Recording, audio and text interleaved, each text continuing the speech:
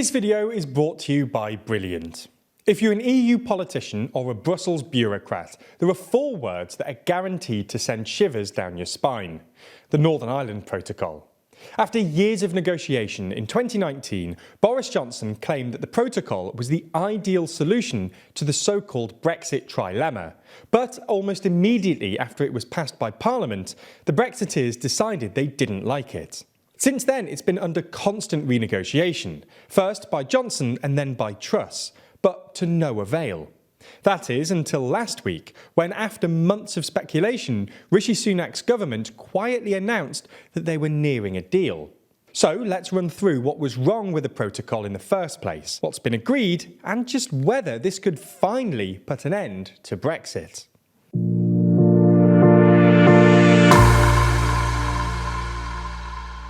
First things first, let's start with a quick recap of what the protocol is and why it's proved controversial.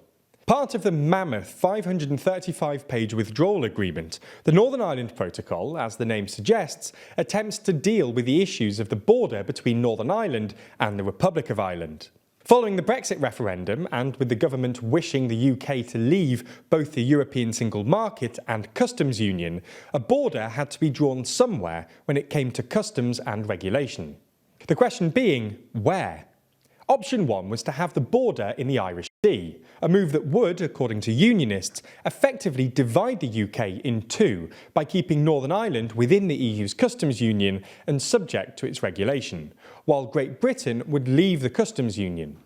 Option 2 was to draw the border on the island of Ireland, between the North and the Republic, a move that would see the whole of the UK leave the customs union but risk undermining the Good Friday Agreement.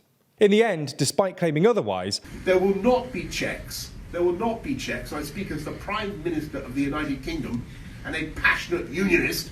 There will not be checks on goods going from Northern Ireland to Great Britain.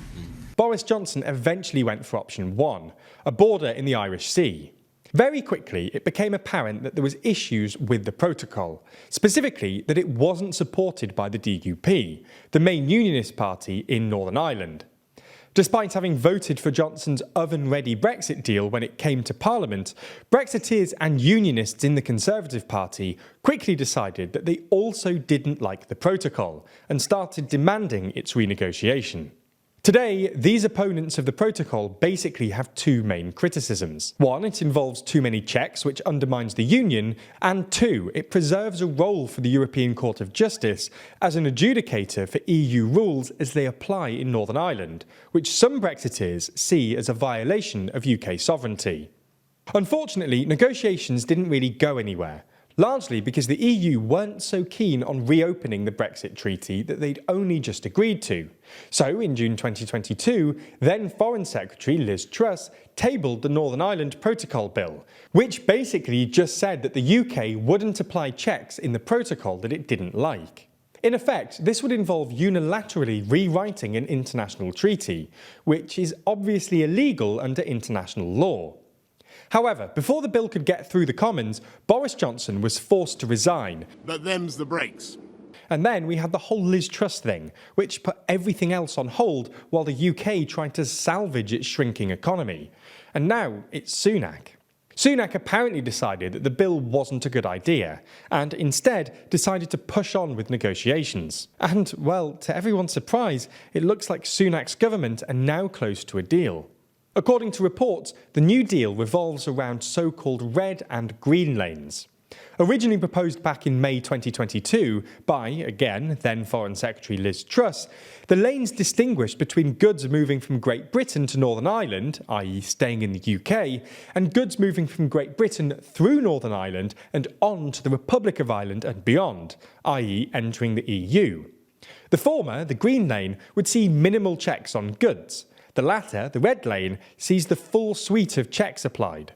As this handy diagram from the government themselves show, if goods are destined solely for Northern Ireland, traders just need to register for a trusted trader scheme and submit standard commercial information. Goods in the red lane and destined for the EU must be accompanied by full EU customs and regulatory paperwork, which will be verified and checked by the UK government. In simple terms, green lane goods face much much less paperwork and bureaucracy, all whilst maintaining the sanctity of the European single market with the red lane, at least in theory. Reports of a deal first emerged about a month ago, but the government remained pretty tight-lipped until Friday last week, when Sunak went to visit Northern Ireland's main political parties to canvass opinion.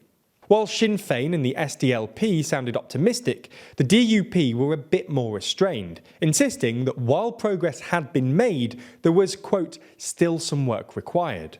This is because, while red and green lanes address the DUP's concerns about the number of checks, they don't address the second concern we mentioned earlier about the role of the ECJ. Unfortunately for Sunak, as rumours of this deal grew more and more, Brexiteers came out against it, even though it hadn't been published in full yet. On Sunday, Jacob Rees-Mogg said he wouldn't be able to support the deal if it allowed a role for the ECJ.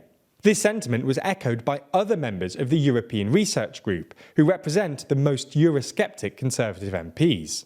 There were even reports that Boris Johnson was planning a hostile op-ed criticising Sunak's deal and encouraging him to push on with the Northern Ireland Protocol bill. So, what happens next? Well, obviously, if Sunak can get the EU to concede on the ECJ and convince the DUP and the ERG to back the deal, then he's in the clear. However, as things stand, this looks unlikely. The EU want the ECJ to have a say because, well, they're EU rules, and nothing is ever Brexity enough for the DUP and the ERG anyway. This leaves Sunak with essentially two options. One, he can just ditch the deal and appease the Brexiteers, but this would mean leaving the problems with the protocol unresolved and irritating both the EU and the UK public, who are increasingly fed up with Brexit. Two, he can push on with the deal without the DUP or ERG support and rely on Labour votes to get it through Parliament. While this would probably work, Keir Starmer has made it clear that he'd be happy to support Sunak if he got a deal over the line. It wouldn't go down well with the Conservative Parliamentary Party, and it threatens to make Sunak look even weaker than he already does.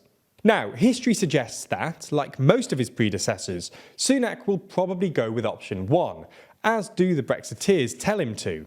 However, if Sunak has the courage to buck the trend, we could finally see the end of the Brexit negotiations, which would be, well, a relief. Ultimately, we all want to be that person who learns something new every day. And that makes sense because everyday learning keeps us sharp and makes us, and the world around us, more interesting. But the reality is, it's hard to do. That's where Brilliant.org comes in. That's because Brilliant.org is the best way to learn vital skills like maths, computer science, and decision-making interactively. Brilliant has thousands of lessons, from foundational and advanced maths to the latest artificial intelligence, data science, neural networks, and more, with new lessons added monthly and staying on top of the latest developments and trends you hear about in news and even our videos. The course on the joys of problem solving is a particularly great place to start, running through the fundamental decision-making processes that experts and even politicians make every day. Or at least the good ones. So to take a positive step in your learning, check out everything Brilliant has to offer, free for a full 30 days. Click our special link in the description. The first 200 of you will get 20% off Brilliant's annual premium subscription.